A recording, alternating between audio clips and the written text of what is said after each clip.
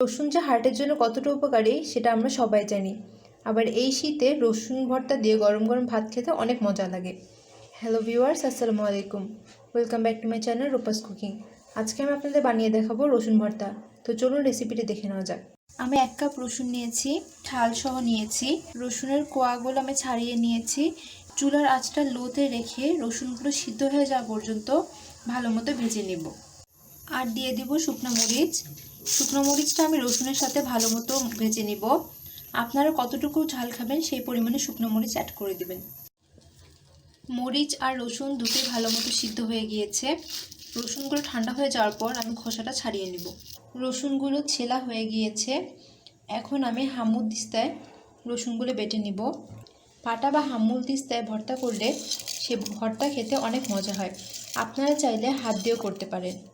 রসুনের সাথে আমি মরিচগুলো অ্যাড করে দিব, বেটে নিব।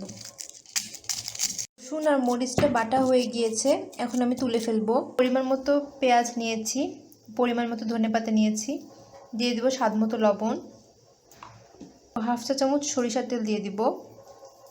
এখন সব ইনগ্রিডিয়েন্টসগুলো একসাথে আমি ভালো মতো মেখে নেব।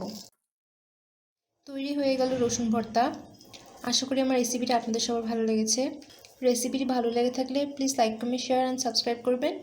আর নতুন নতুন রেসিপি পাওয়ার জন্য পাশে থাকা বেল আইকনটি প্রেস করবেন। আল্লাহ হাফেজ।